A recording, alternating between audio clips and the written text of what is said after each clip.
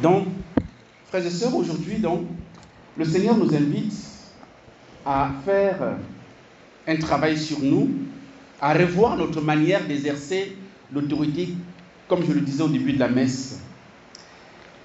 Et lorsque nous regardons l'Évangile de plus près, il y a 4 reproches que Jésus adresse, en particulier aux scribes et aux pharisiens. Il leur dit,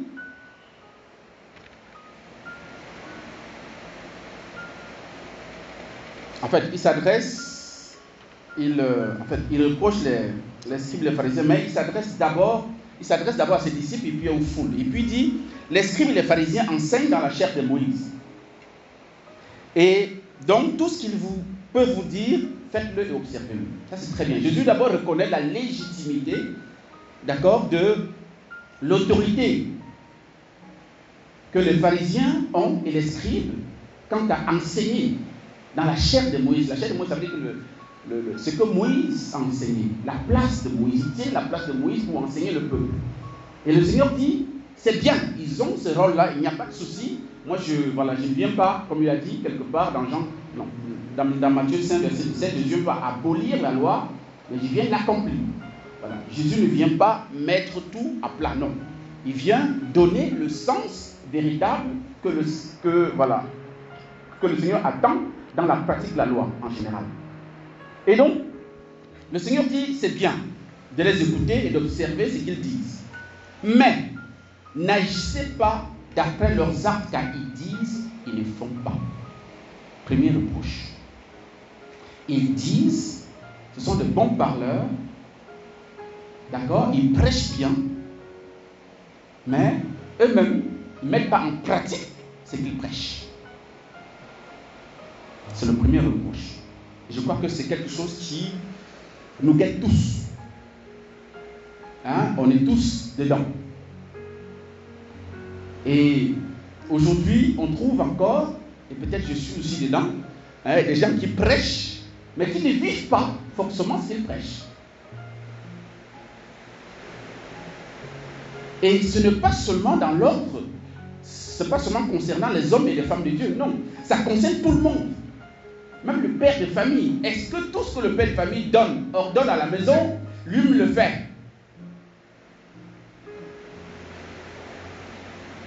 Est-ce que la maman, tout ce qu'elle leur donne aux enfants et tout ça, est-ce qu'elle-même le fait? Est-ce que le grand frère, lorsqu'il donne des ordres à ses petits frères et petites sœurs, est-ce que lui le fait?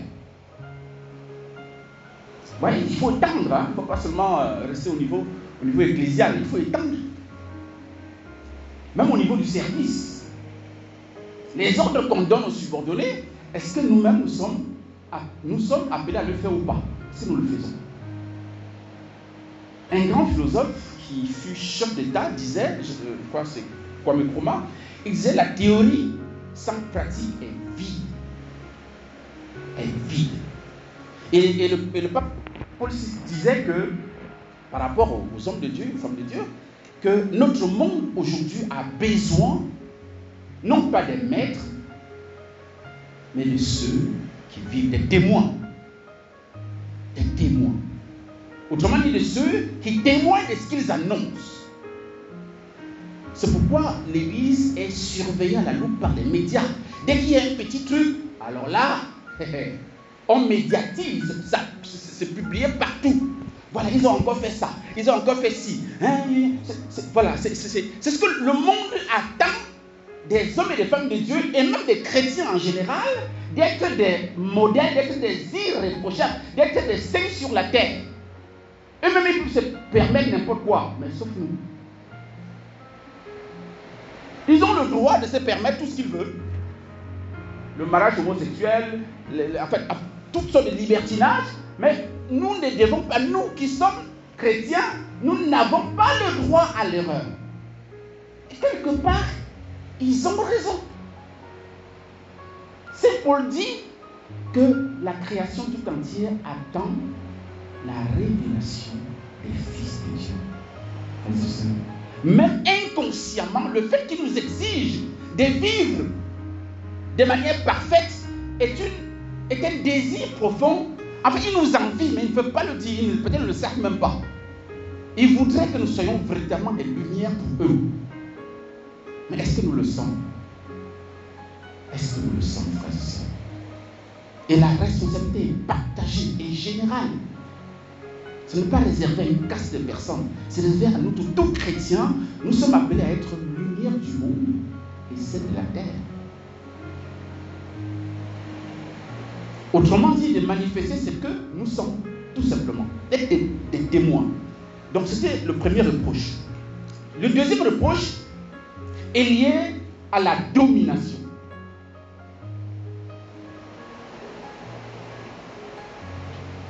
Ils chargent, ils attachent des pesants fardeaux difficiles à porter et ils en chargent les épaules des gens, mais eux-mêmes ne veulent pas les relever du doigt. Nous sommes champions dans les ordres. Hein? Et fais ceci, fais cela, fais ceci, fais cela. Toi-même,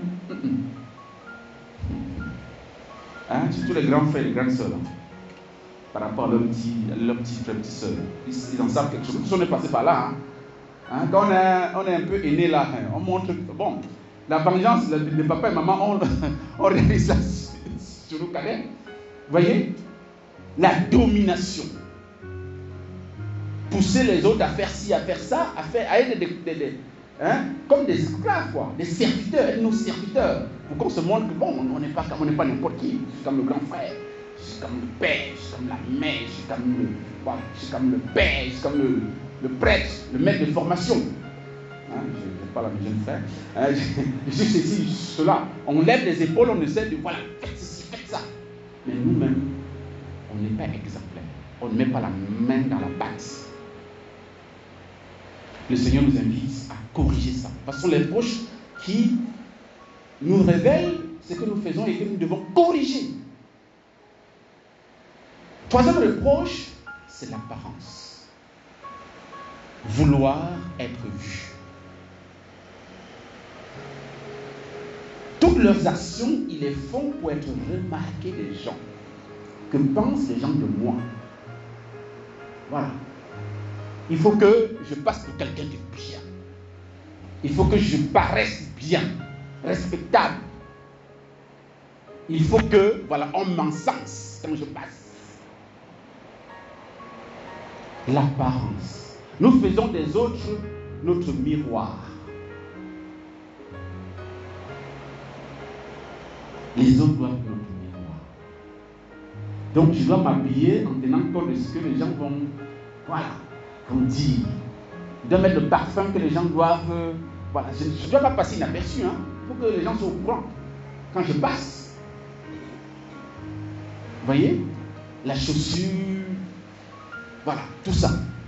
La coiffure, la perruque et tout ça. Je n'attaque personne. Mais en tout cas, c'est juste pour dire que. Hein, voilà, on est tous des.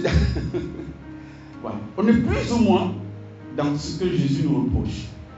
Et quatrième chose, c'est la folie des grandeurs.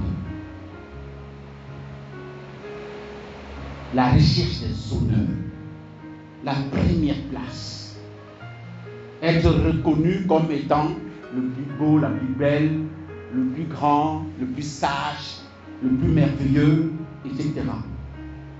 Ils aiment les places d'honneur dans les dîners, les sièges d'honneur dans les synagogues et les salutations sur les places publiques. Ils aiment recevoir des gens le titre de rabbi. Voilà. Rabbi ici signifie maître, ça signifie guide. Voilà. Quelqu'un qu'on doit suivre, quoi, le leader. Voilà. Le leadership. Ça c'est aussi un terme cher à nos amis énervés. Le leader. N'importe quoi. Et le Seigneur, après avoir énuméré ces reproches-là à l'égard des disciples des pharisiens, va se tourner donc vers la foule et ses disciples. Il va leur donner des conseils, des mises en garde, des consignes, pour éviter de tomber dans ces pièges-là. Il va les inviter d'abord à dire, pour vous, ne vous faites pas donner le titre de rabbi, car vous n'avez qu'un seul maître pour vous enseigner, vous êtes tous frères. frères et sœurs, qu'on soit évêque, qu'on soit prêtre, qu'on soit je ne sais pas quoi, hein, on a tous un seul maître. Et ce maître, c'est Jésus-Christ Nazareth. Ça veut dire quoi? Ça veut dire qu'il faut que, et ça s'applique à ceux qui ont la charte de la responsabilité ou alors à ceux qui sont des subordonnés. Nous devons toujours, même dans l'obéissance à l'autorité, vérifier si la référence conduit au Christ ou pas. Même les fidèles doivent être capables de dire au prêtre ou bien à son curé, mon père là, tu as dérapé, je suis désolé. C'est aussi un devoir fraternel que de faire ça. On a un seul maître absolu, c'est le Christ. Et donc tous les autres maîtres doivent se référer, doivent se tourner, ou alors ils doivent amener les autres vers. Ce sont des poteaux indicateurs. Ce ne sont pas des... Ils ne sont pas à la fin du parcours. Celui qui est à la fin du parcours, c'est le Christ, c'est Dieu. Donc ne vous faites pas appeler, n'est-ce pas, donner le titre de rabbi. Vous êtes tous frères. Ne donnez à personne sur terre le nom de Père, car vous n'avez qu'un seul Père, celui qui est aux cieux. Bon, ça ne veut pas dire que vous n'allez pas continuer de l'appeler le Père Pierre-Marie de Canici, mon Père. Hein? Ou bien le Père Samuel ou David, mon Père. Non, ça ne veut pas dire ça. Ça veut juste dire que leur paternité est exercée relativement à la paternité véritable qui est celle du Père des cieux. Et aussi, si leur paternité n'est pas ordonnée à vous conduire à la filiation avec le Père, à la paternité du Père, il faut vous en détacher. Si un prêtre ne joue pas le rôle de Père dans le sens d'orienter vers le vrai Père, ça veut dire qu'il ne joue pas son rôle. Et c'est la même chose à la maison. Le papa est Père en tant que subordonné du vrai Père qui est aux cieux. Je rappelle aux parents ici que les enfants ne vous appartiennent pas. Au cas où, n'est-ce pas, vous ne le pas connu. Vos enfants ne vous appartiennent pas, ce sont les enfants de Dieu. Vous êtes des intendants, vous êtes des enfants à Dieu demain. Hein, mon fils, ma fille, oui, vous pouvez vous permettre, mais dans la mesure où vous le faites relativement au vrai Père qui est dans les cieux. Sinon, vous serez frappé, pas frappé, mais en tout cas, vous aurez des comptes à rendre à Dieu. Vous aurez des comptes à rendre. Donc, ça veut aussi dire quoi? Ça veut dire que si Dieu, par exemple, Dieu le Père appelle ton enfant à le servir dans la vie consacrée, et toi, le père ou la mère, tu dis non, ça va choquer pour toi. Ce n'est pas toi le premier responsable, l'enfant, c'est Dieu. Et quand il appelle à quelque chose, tu dois aider l'enfant à répondre à l'appel de son vrai Père, qui est notre Père à tous. Sachons exercer notre autorité sur nos enfants, selon la volonté de Dieu, selon le plan du vrai Père qui est dans les cieux. Nous n'avons pas de droit de vie et de mort, évidemment. Sur qui que ce soit, non. Dieu seul. Dieu seul. Donc, nous ne sommes pas un obstacle. Donc là, à partir du moment où un papa dit non, je ne veux pas que tu deviennes seul, je ne veux pas que tu deviennes prêtre ou bien consacré et tout ça, tu te mets, enfin, tu prends la place de Dieu, tout simplement. Bon, il y aura une occasion, on en reparlera de long en large par rapport à ça. Et donc, autre chose, ne vous faites donc plus appeler, donner le titre de maître, car vous n'avez qu'un seul maître, le Christ. Et le plus grand parmi vous sera votre serviteur. Voilà la véritable autorité. La véritable autorité, c'est le service. Le sacerdoce royal. Je suis roi parce que je sers. Dans un régime chrétien, dans le monde, c'est peut-être autre chose. Mais nous sommes chrétiens appelés à transformer le monde. Donc, vous qui travaillez dans l'administration, dans l'État, un peu partout où vous êtes dans le privé, vous devez vous comporter en chrétien là où vous êtes. Vous devez transformer les mentalités. Parce que vous êtes chrétien, je suis désolé. On n'est pas chrétien seulement à l'église. On doit l'être à la maison, dans le service, partout. Et on doit transmettre cela. Je suis chef de service, je dois être celui qui travaille le plus. Ce n'est pas pour commander. On cherche des promotions professionnelles. Pourquoi? Quel est le but? On veut être nommé, on veut des avancements. Mais quel est le but de cette ambition-là? C'est bien d'être ambitieux, mais en vue de quoi? Est-ce que c'est en vue de servir davantage ou bien en vue d'avoir un salaire un peu plus amélioré? Qu'est-ce qu'il nous dit? Est-ce que ce n'est pas l'argent qu'on veut? Est-ce que c'est travailler? Non, il faut que, franchement, frères et sœurs, il faut qu'on change notre manière de voir. Et je le dis aussi, même dans l'église, c'est pour ça se voir. Il y a des gens qui cherchent, il y a des frères qui cherchent à être évêques à tout prix. Mais c'est pourquoi? Tu veux être évêque pourquoi? Ton ambition est finalisée par quoi? Qu'est-ce qui motive ton désir de vouloir être à tout prix évêque ou responsable de communauté? C'est quoi? Tu cherches quoi? Est-ce que c'est pour mieux, c'est pour davantage servir et donner à tes frères, ou bien c'est pour commander en maître? Frères et sœurs, le Seigneur nous interpelle aujourd'hui de changer de manière de voir. Nous ne sommes pas du monde. Nous sommes dans le monde, mais nous ne sommes pas du monde. Ayons cette attitude chrétienne d'avoir, d'exercer l'autorité de manière chrétienne partout où nous sommes plantés. Je dis bien partout où nous sommes plantés. Et évangélisons par notre manière de faire, de gérer, de diriger les hommes, de servir, de travailler. Parce que, comme le dit le Christ, qui s'élèvera sera abaissé. Si ton ambition est de commander et de t'élever, c'est d'être vu, de chercher les honneurs, le Seigneur t'abaissera. C'est ce qu'il dit, c'est pas moi, c'est lui. Et la Vierge Marie confirme même ça. Il renverse les puissants de leur trône. Hein? Et c'est elle qui dit, elle qui est même, qui va être la plus orgueilleuse de nous tous. Parce que c'est la mère du Seigneur, la mère de Dieu. Celle qui met au monde son créateur. Vous avez vu ça où? Mais, elle se dit l'esclave du Seigneur. L'esclave du Seigneur.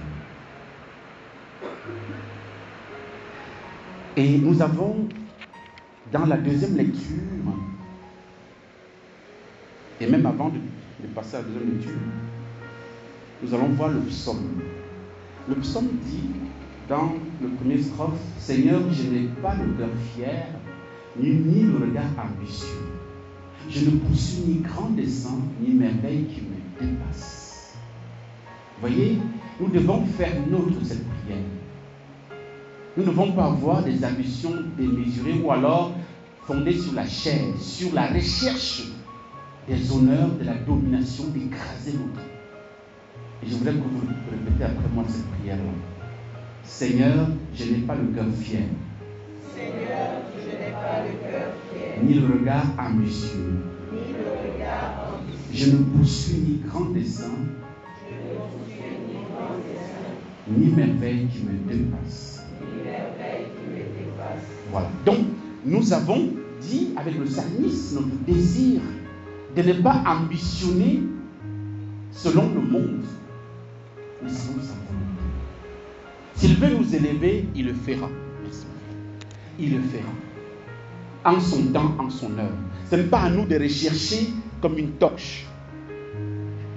Je disais hier à une fille qui se décourage parce qu'elle demande, elle cherche du travail depuis 14 mois sans succès. Elle me dit, je suis en train de perdre espoir. J'ai dit, mais est-ce que tu manques à manger? Non.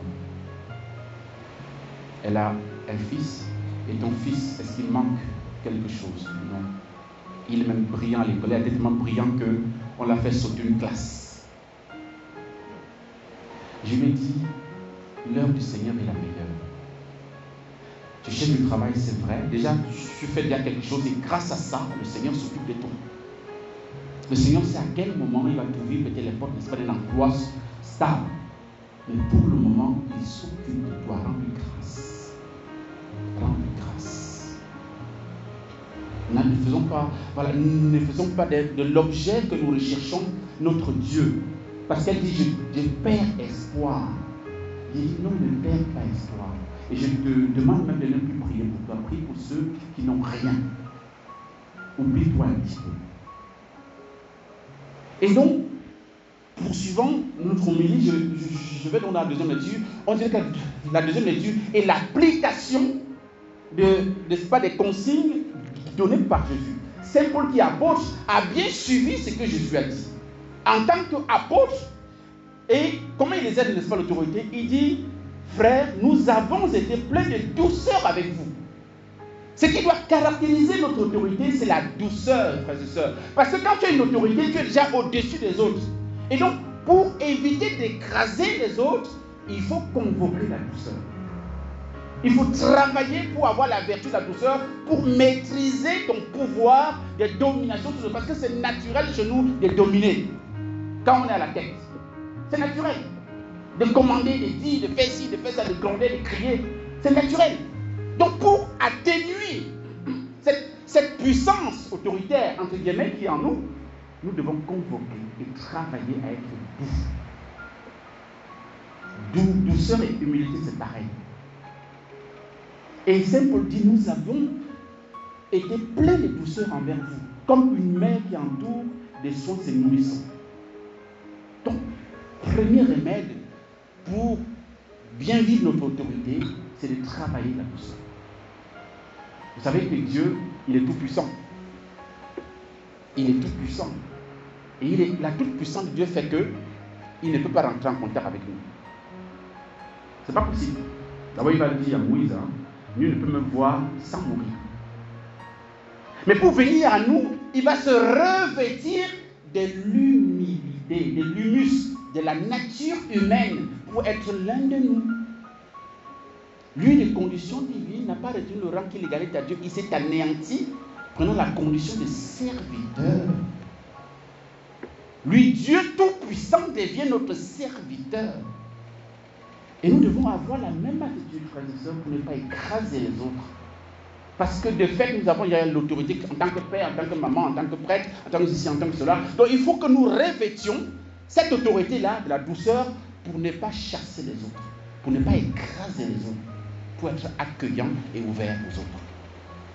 Et il va ajouter, ayant pour vous une telle affection, nous aurions voulu vous donner non seulement l'évangile de Dieu, mais jusqu'à notre propre vie, car vous nous étiez devenus très chers. Saint Paul dit, deuxième attitude, il faut aimer, même jusqu'à la mort, ceux dont on a la charge. Aimer jusqu'à la mort. Et ça, c'est valable pour nous tous.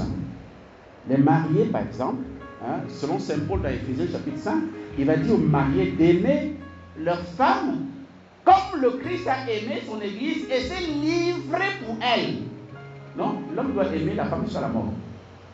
Il doit être prêt à mourir, à être martyr pour préserver, pour manifester son amour pour sa femme. Et ça, c'est pour nous tous, évidemment, aussi. Quand on a une responsabilité, quand on a une autorité, nous devons manifester la même chose. Nous devons aimer ceux dont nous avons autorité jusqu'à être prêts à donner notre vie pour ces personnes. Et il va encore nous dire, vous vous rappelez, frères, nos peines et nos fatigues, c'est en travaillant jour et nuit pour n'être à charge d'aucun d'entre vous que nous avons annoncé l'évangile de Dieu. Saint Paul dit, nous avons été exemplaires, on n'a pas seulement parlé, on a aussi fait. Vous voyez, c'est un peu, vous voyez que ça corrige le premier reproche que Jésus fait aux scribes pharisiens. Vous dites, mais vous ne faites pas. Saint Paul dit, nous avons fait, on a dit, mais on a aussi fait. Donc soyons aussi comme ça, soyons des modèles, soyons des maîtres et des témoins, ou alors des témoins et des maîtres, ou peut-être des témoins avant d'être des maîtres. Et dernière chose que je trouve très importante, il dit, voici pourquoi nous ne cessons de rendre grâce à Dieu. Quand vous avez reçu la parole de Dieu, que nous vous faisions entendre, vous l'avez reçue et accueillie pour ce qu'elle est réellement, non pas une parole d'homme, mais la parole de Dieu qui est à l'œuvre en vous. Ça rejoint le premier reproche fait aux pharisiens et aux scribes. Jésus dit, les scribes et les pharisiens enseignent dans la chair de Moïse, donc tout ce qu'ils peuvent vous dire, faites-le et observez-le. Mais ce qu'il ne faut pas faire, n'agissez pas d'après leurs actes. Saint Paul dit, vous avez reçu la parole de Dieu telle qu'elle est, non pas comme une parole d'homme. Autrement dit, vous l'avez accueillie, non pas comme venant de nous. Et ça, vous l'avez gardé. Jésus nous invite pareillement à écouter ce qu'on nous enseigne à l'église et tout ça, tant que ça nous aide bien sûr à grandir, mais ne regardez pas forcément les actes de ceux qui enseignent, parce qu'ils ne sont pas forcément des modèles comme vous. Vous voyez, non, frères et sœurs, on va pas nous juger par rapport à la sainteté de votre curé, hein, ou bien le Père Pierre-Marie l'Eucharistie. Hein? Voilà. Mais ce qu'il enseigne, ça le concerne lui aussi, comme nous tous, bien sûr, au même titre. Et donc, vous devez retenir cette parole de Dieu parce qu'il enseigne la parole de Dieu, il enseigne pas sa parole. Et ça doit transformer notre vie et nous rendre exemplaires à la suite des apôtres comme Saint Paul. Frères et sœurs, nous pouvons demander au Seigneur au cours de cette Eucharistie la grâce, voilà, d'être renouvelés dans notre manière d'exercer l'autorité et notre manière aussi de vivre en Église. Cessons de critiquer, cessons de... Voilà. Écoutons la parole de Dieu, essayons de la mettre en pratique et soyons nous-mêmes des maîtres et des témoins là où nous sommes plantés. Et si vous avez remarqué, n'est-ce pas, dans la première lecture, il y a une parole très très dure que Dieu dit aux prêtres. Il dit maintenant, prêtres, à vous cet avertissement, si vous n'écoutez pas, si vous ne prenez pas à cœur de glorifier mon nom, dit le Seigneur de l'univers, j'enverrai sur vous la malédiction. C'est terrible. Hein? Et ce n'est pas tout. Je maudirai les bénédictions que vous prononcerez. C'est fort. Hein? Il dit, vous les prêtres qui vivez mal là, non seulement je vais prononcer sur vous les malédictions, mais vos bénédictions même ne vont servir à rien. On peut avoir peur. Donc ça veut dire qu'un prêtre, entre guillemets, je dis ça pour passer, un prêtre qui vit mal, sa bénédiction peut ne pas produire de fruits. C'est ce que ça veut vouloir dire. Mais ça, c'est propre à l'Ancien Premier Testament. Parce que le Nouveau Testament, ça change dans le sens où le prêtre, c'est qui? C'est Jésus. Il y a un seul prêtre, c'est Jésus. Donc, tous les autres prêtres, nous, par exemple, on est prêtre, on est prêtre relativement au vrai prêtre qui est le Christ. Donc, quand le prêtre célèbre, quand le prêtre bénit, c'est le Christ qui bénit.